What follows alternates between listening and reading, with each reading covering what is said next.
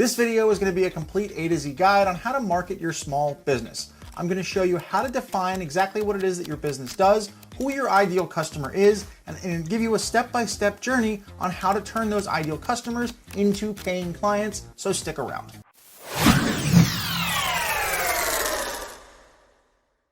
Hey, welcome back to the channel. My name is Dom and I'm one of the co-founders here at Lead Vortex. We help small businesses figure out their marketing and also help implement technology solutions so they can run much more effectively as small businesses. And the whole reason that you're watching this video is so that you can learn how to market your small business. And while we are going to get into things like making that first introductory offer, converting people onto a sales call, and generating leads from social media, we're going to get into all of that. But really all of your marketing is going to start with first identifying the core problem that your business solves. Because once you have that figured out, as well as who your ideal customer is, all of the other stuff and going to find your people and actually converting them into customers is going to become fairly easy. So I want to start here at the very beginning, and I want you to take a look at your business and think about exactly what problem it is that your business solves. For this example in this video, we're going to pretend that we are a design studio. A design studio is someone who creates logos, they create fonts, they can create packaging for other small businesses. And if I were a design studio, the core problem that I solve is helping brands define their voice and clearly communicate their message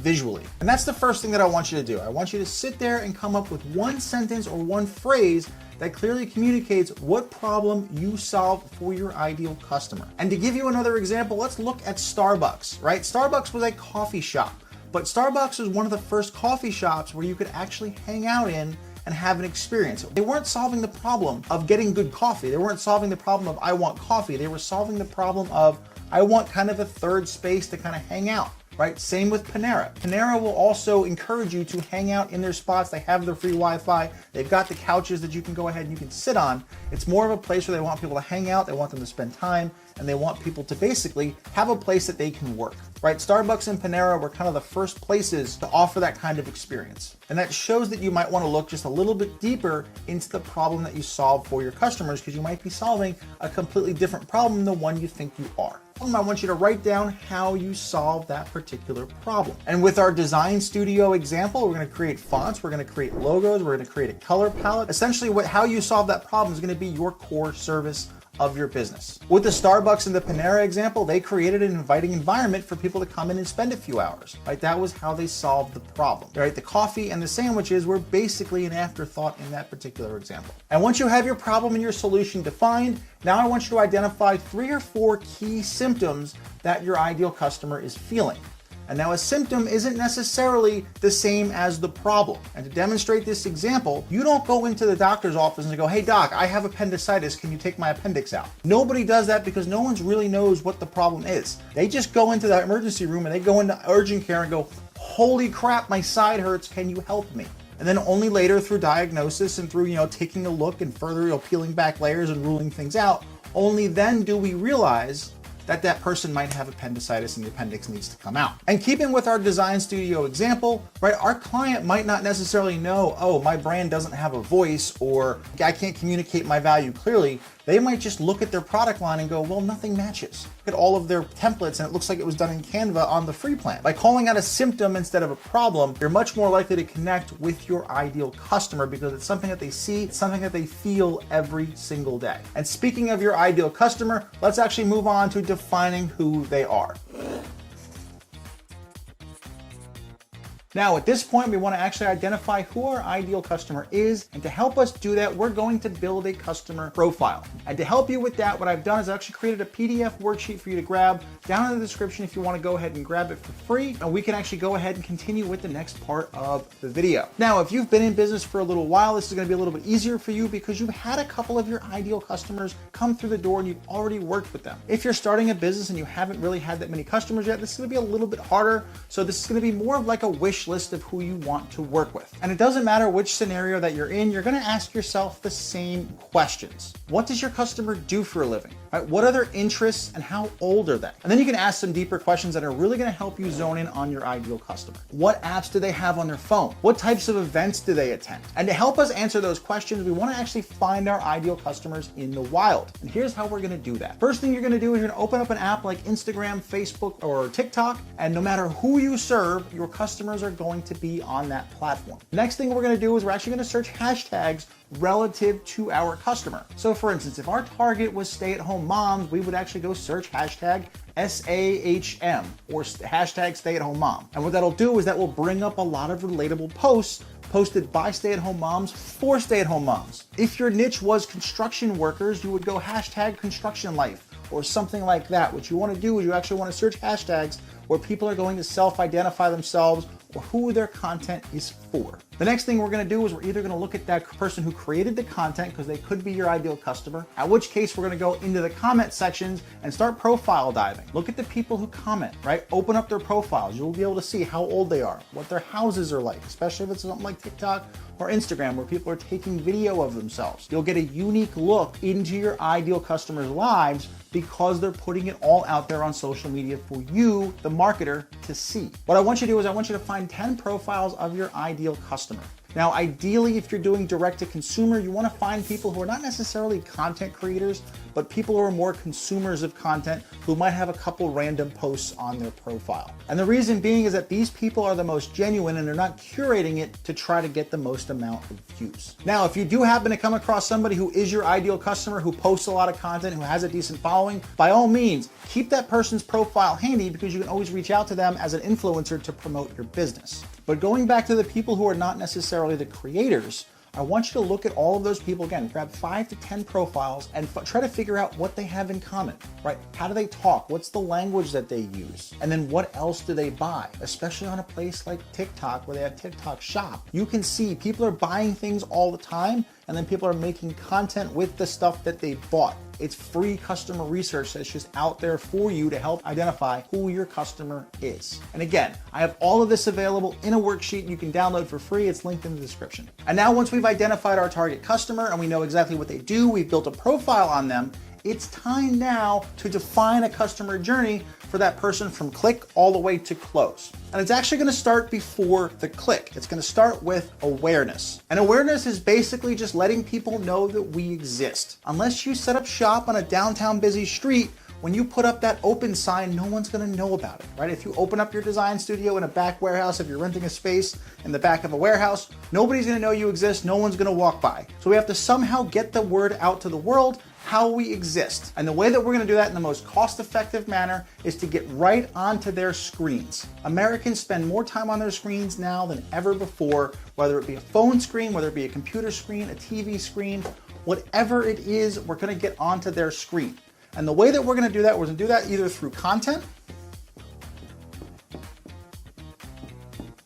We're going to do that through content, or we're going to either go through ads, which really ads are just content that you're putting money behind to guarantee the reach of the content. And we're going to get into exactly what goes in the content in a little bit. I just want to let you know that it's going to start with the awareness of getting onto someone's screen to let them know that we exist. And the goal of this content is not necessarily to convert people on the first touch. Okay, that's a big mistake that a lot of small business owners make. I see a lot of small business owners hop in and their first couple posts are, hey, go buy this thing, it's 20% off. They don't even know who you exist, who it's for, how it works yet. It's just automatically trying to close the sale on the first touch.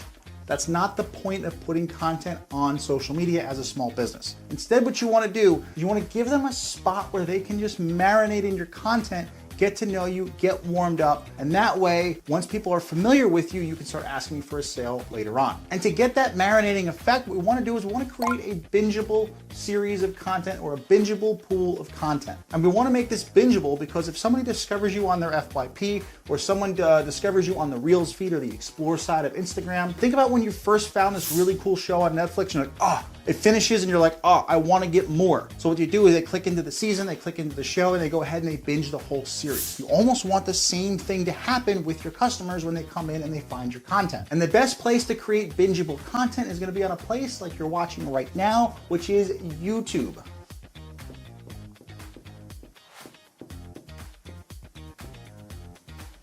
YouTube is a great place to create bingeable content because it's longer form. It lets people see a much more in-depth look, and it's going to be very high quality traffic to your website. It's gonna be high quality leads that come from YouTube.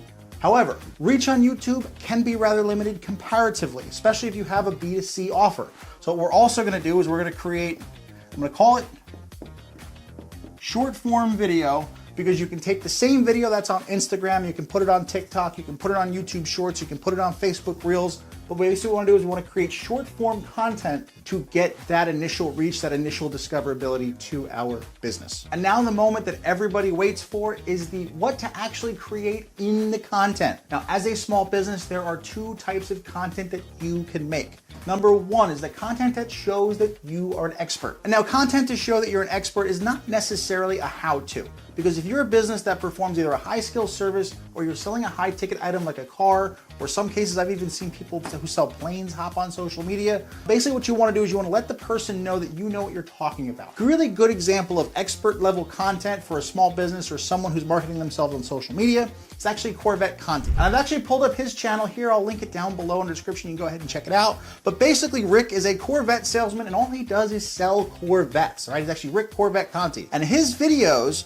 show that he's an expert because he talks about all of the options. He talks about all the factory builds, the special runs, all of the stop sales. Basically, he almost becomes an industry niche news source for potential Corvette buyers. So what's gonna happen is that if there's an update that happens with the Corvette or there's a stoppage or there's a headline or something, people are going to run to his page to get his analysis and his expert opinion on whatever news happened. And he's gonna keep creating content on relevant news related to Corvettes. And of course, if you notice up here, I don't know if you can see it here, the camera's picking it up. He's got his email and he's got his phone number right up at the top of the page. So again, if somebody's in the market, they wanna start talking about a Corvette, they might've been watching this guy for months. They're gonna call Rick. Another way that you can show that you're an expert in your niche is you can actually explain to your customers in some of your content, not necessarily news content, but explain to them things that are not necessarily widely known, but you know by being in your industry for a number of years. Case in point, I got married back in 2016 and I actually hired a band called The Heartbeats. And while we were talking to the band as a prospective client of the band, they actually break up all of the wedding ceremonies throughout their entire when they do their event. And I said, that's weird. Everybody kind of does all the speeches and then all the first dances. Everything's kind of in the same block. And they explained to me that by doing it that way, you kind of bore the audience because people are sitting at their table for an hour, hour and a half. They pull out their phones, they start texting. They're not really like they're there, but some of the guests aren't quite really there. Instead, what they do is they basically get right into music. They'll pause the music, do one of the dances. Okay, they'll do 3 or 4 more songs and they pause. They'll do a speech, do 3 or 4 more songs, and they kind of intersperse all of the wedding events, all the formalities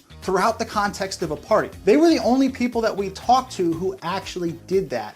And I'll tell you what, almost 10 years after the wedding, people are still talking about my wedding and how much fun it was because the band was an expert and they knew how to control the energy of the party. So if you have content explaining those types of little industry insights and industry secrets, people are gonna start to view you as an expert. And now the second type of content that you can make as a small business is something that showcases the experience. Now, showcasing the experience works really well if you have a local business or you actually have a storefront where customers come onto your property to interact. Now, if you're a lawyer or you're an accountant, I don't think there's much to showcase as an experience because there's people sitting at a desk.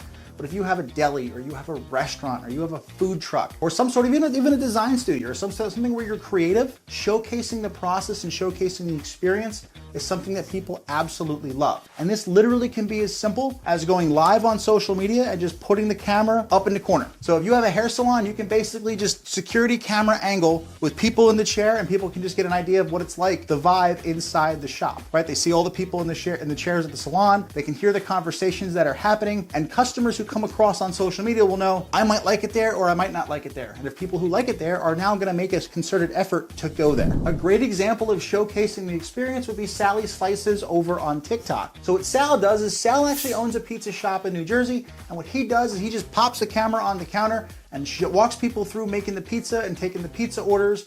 And if someone recognizes him from TikTok, he kind of brings them around the counter, brings them on the live and says, basically does a quick little interview of who they are, where they're from, how they like the pizza. And again, it's just sitting there all day. It's not necessarily scripted. It's not, oh, I have to come up with content. It's just camera on the corner in the shop. And another example of a creator in a small business, and maybe not one that you would think about creating content, is actually Luke over at the fishing vessel Southern Girl, right? He goes live when he goes crabbing, right? He owns a crab boat and he sells crabs to the general public. And when he goes crabbing, he just puts a camera up in the corner of the deck and he just films himself catching the crabs. And then people in the comment section will ask, how can we buy the crabs, right? Where can we get the crabs? And all he does is say, I am at this location. Here's the crab stand. The crabs that I'm catching right now, you can come go buy them and you can go eat them. We're gonna be here on this and this date. It's a really easy way for people to get an idea of what interacting with the business is like before they even actually set foot in the store. So again, if you have a retail location or you have basically showing people how the pizza's made, if you want to actually put a camera behind you if you're an artist and show people the creative process, people are gonna sit there for a long time. They're gonna watch and they're gonna marinate in your content, get an idea of what it's like to do business with you before they even talk to you. Okay, so now that we've laid all the groundwork, we're gonna start talking about first contact. This is actually when somebody, a potential customer, an ideal customer, is gonna click on something you put out there for them to consume. Okay, this is the first time that we're gonna know as the business that our customer exists. Okay, our customer now has been watching us hopefully for hours on all the content that we put out there, and now they're at the point where they're like, you know what, I'm ready to do business, I'm gonna go reach out to the business. And that's the point when they contact us. To entice this first contact, what we're gonna do is we're gonna create an introductory offer. Now this is either going to be a free thing, a free low ticket item, or a discounted offer, or it can even simply be a free consultation. Again, if you've shown yourself as an expert in your field, people are gonna wanna hear your advice on stuff. So again, offer a free consultation, offer a chance to sit down and talk with somebody in a one-on-one environment. That could be all it takes for an introductory offer. But we're not just gonna do this introductory offer with no strings attached. What we're gonna do is we're actually going to make it free if they give us their contact information. And now we're gonna collect their contact information we're gonna collect their contact information before performing the free or discounted service or giving them the free thing. The reason why is that if they are not in the market to do business right now, we now have them into our CRM, we now have them in our database, and we can now market to them forever, independent of them watching our content here on social media. And we're gonna do that in a very low stress and a very low resistance way by making them either comment on one of our posts or send us a DM to claim the introductory offer. Here's how that's going to work. Now, what's gonna happen here is the person's gonna actually DM us or they're gonna comment a keyword on our posts. They're gonna comment a keyword on that post. That's gonna tell us, basically, that's the person, the online equivalent of someone raising their hand and going, yes, I'm interested. At which point we are going to open up a DM conversation with that particular person. We're gonna grab their contact info. And then from that point, we're either gonna deliver the free offer or we're going to set the appointment. And I'm gonna put appointment here. Or there, we're going to set the appointment. Now, this DM conversation follows a very simple script, and this is what that looks like. This DM script, basically, again, you're gonna get a keyword from your customer. This keyword is gonna be something related to either the offer or it's gonna be related to the business. At which point, you're basically going to confirm their interest. All right, this is gonna be you here on the right side. You're gonna confirm their interest. This first message that goes back to the person is gonna say like, hey, thanks so much for interacting with my content. Are you looking for name of the offer? Are you looking to sit down and talk more about your business? Are you looking to sit down and talk more about your design, right? Are you looking to claim your voucher for a free massage, right? Whatever your business might be, you want to confirm that they're actually interested in the thing that you're about to grab the information for and give to them. At which point, ideally, they're going to say yes. Next thing we're going to do, rather than just sending them a link, what we are going to do is we're now going to grab their contact information now because again, they're engaged, they're looking for what we have. This is a warm lead. So the first thing we're gonna do is we're gonna grab an email address. And the reason why we grab an email address is because social media, sometimes on a business, they can actually cut off this communication. We can't really keep track of DMs very easily. So we're just gonna tell our customer that really easily. We're gonna say something like, great, let me open a file on you because DMs can be very hard to manage. What email address do you want to put on your file? Something like that. At which point, 9 out of 10 people, because you gave them a reason for their email address and not just, great, what's your email address? If you give them a reason first, 9 out of 10 people are just gonna give you an email address. They're gonna give you their email address here in the DMs. All right, now we're gonna get their real name. We're gonna ask them what their name is. We're gonna give somebody a reason before we ask. We don't just ask, hey, what's your name? We say something like, well, you know, if they text into your business, right, we don't have a name because it's just a random phone number. If they send us a direct message, they probably have a screen name or a fake name on their social media. So what we do is we go ahead in this particular message and we say, hey, what name am I putting on the file? Because I know some people use a screen name online. At which point, they give you their name. So now we have a name, now we have an email address. We just about have an opt-in form. We've got a qualified lead now. Next thing that we're gonna do is after they give us the name, so after they give us their name, we wanna try to catch a phone number, but some people are very, very protective of their phone number. but we're gonna at least try to ask for it. So what we're gonna do here is we're gonna ask for their phone number. And this message is gonna go something like, especially if you're setting an appointment, you can say something like, hey, is it cool if I text you reminders leading up to our consultation? Right? Ask if it's cool to text them confirmation. Don't say like, hey, I'm gonna call you right now, right? Because most people don't wanna get a call, right? They chose a text version of communication specifically because they don't wanna call. So we're gonna say, is it cool if I text you reminders leading up to the conversation? So they're gonna say something like, hey, is it cool if I text you leading up to the consultation? I'll text you reminders. Or if you have a walk-in type business, you can ask the person, hey, do you want us to reserve the voucher under your phone number? Yes or no? Either way, the person hopefully is going to answer, yes, you can text me, or yes, you can look it up by my phone number. At which point, we're gonna ask them, hey, what's your phone number? And they're gonna give it to us, right? They're gonna give us their phone number. We have name, email address, phone number. We have a qualified lead. And this now feels very conversational. It's engaging. They're talking with the business. It shows like we're a real person. Now we go ahead and we actually send either a calendar link or a coupon code. Calendar or a coupon. Depending upon whatever that offer is, that's when we're gonna send it. We can send them a calendar link. Hey, great, let's sit down. Let's go talk at this date. Go pick a date that works. Or, hey, use the code 20 off when you come in. Whatever your offer is, this is when you actually wanna now facilitate and deliver your offer. And now that we have a warm, qualified lead, the goal is to get the person to consume that free offer and then purchase our core offer. So what we're going to do is we're actually going to send them reminders. And again, those reminders are either to come into the store to consume the free discounted offer, or they're going to be text and email reminders to show up for the consultation or the sales call. Now, assuming we get this person to show up, we now have a warm lead in a sales environment. You don't have to be that good of a salesperson. If they've been consuming your content, they've been consuming your live, they know already what you're about. It's really just a couple of formalities, a couple quick questions that they want to have answered. If you deliver on the free offer, it's gonna be really easy to sell your core offer. Now, I'll probably do a whole video on the sales process when somebody comes into your store, how to send them to the core offer. So be sure to subscribe to the channel if you're enjoying it so far. But I'm not gonna get into that here because this video would then be like 3 hours long. But for the moment, let's assume that that person says yes to your core offer. And for the purposes of this particular video, let's assume that person said yes to your core offer. It's now time to get that person either on a contract, especially if you're selling through a consultation, right? It's time to get that person either an invoice, get them on a contract, and get you paid. What we're gonna do is we're actually gonna send a person through a contract, right, to agree to the terms of the core offer. And then once they sign the contract, we're gonna convert that into an invoice, right? And that way we can get paid. And once they pay the invoice, now it becomes delivery, and that's a completely different video that we can talk about. Again, it's gonna be specific to your video. And then once the person pays the invoice, it's now on you to perform or deliver your core product or service. But once that happens, you are done. You've taken somebody from not knowing you exist all the way to handing you money.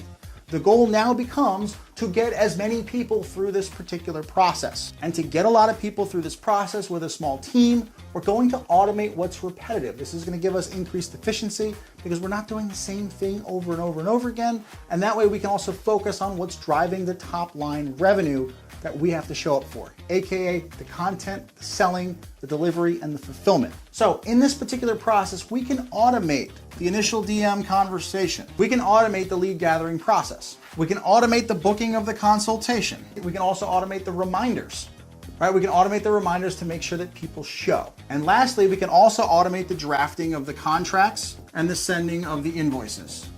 But yes, we can actually automate these 4 things. We can automate the DM conversation, the booking of the appointment, the reminders, and then the contracts and sending of the invoices. This way, again, we can just focus on what's driving top line revenue, right? We're creating that content to make people aware of us. And then once people say yes, we're going to we can't automate the delivery or the fulfillment of our core product or service. And they also want to sit and talk with us to talk about potentially buying it. So your time is then just going to be creating that top line content to fill the funnel or pushing the ads out there to fill this DM funnel, sitting with the people on those consultations to sell into your core offer, and then delivering your core service. So there you have it, a complete A to Z guide on how to market your small business and how to automate a lot of the repetitive steps. Now, I've actually got a free training on how to automate the steps that I talked about in the video, linked here down in the description, and also in a pinned comment if you want to go ahead and check it out. And if you sign up for one of the live sessions, I do a live Q&A afterwards, so make sure that you show up for those. And with that said, I hope you enjoyed the video, and if you want more from the Lead Vortex channel, I will see you in one of these 2 videos up top here in the corners.